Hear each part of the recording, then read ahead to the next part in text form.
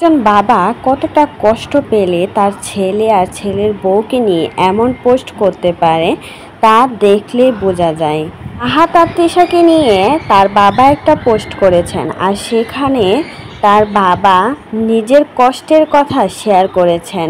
এখানে আহাদের বাবা বলেছেন, আমি আমার ছেলেকে মানুষ করতে পারলাম না, বুড়ো বয়সে আমার ছেলে আমাকে দেখতে পর্যন্ত আসে না, আমাকে নিয়ে একটু কথাও বলে না, আমাকে একটু ফোন দিয়ে ভালোমন্দ জিজ্ঞাসা করে না। আমার ছেলে এমনই হয়ে গেছে, বউয়ের কথায় উঠবস করে, আমাকে সে দেখতেই পারে না। 10 মাস 10 দিন মার পেটে ছিল, আর সেই ছেলে মার সাথে পর্যন্ত কথা বলে না।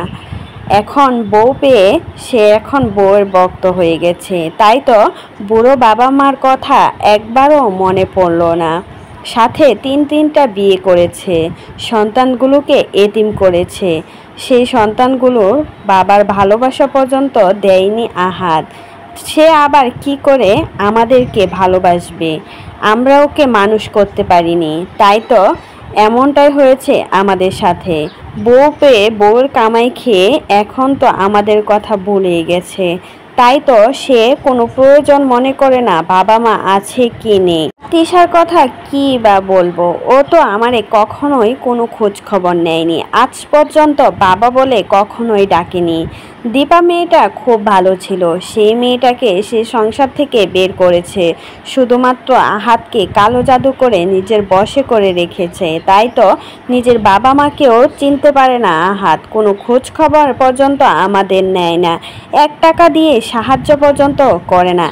এমনটাই কিন্তু একটা পোস্টে লিখেছেন আহাদের বাবা।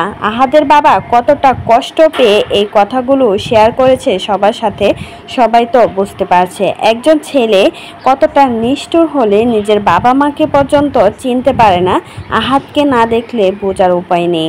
এই কথাগুলো শোনার পর আহাতকে সবাই তো থুতু করছে, সবাই তো বলছে যে ছেলে নাকি বাবা মাকেই ভালোবাসতে পারে না, সেই ছেলে আবার নিজের সন্তানগুলোকে কি করে ভালোবাসবে? ওর কালো জাদুতে দেওয়ানো হয়ে গেছে, তাই তো সে কিছুই দেখতে পাচ্ছে না। একটা সময় হয়তোবা সে বুঝবে, তখন আর কিছুই থাকবে।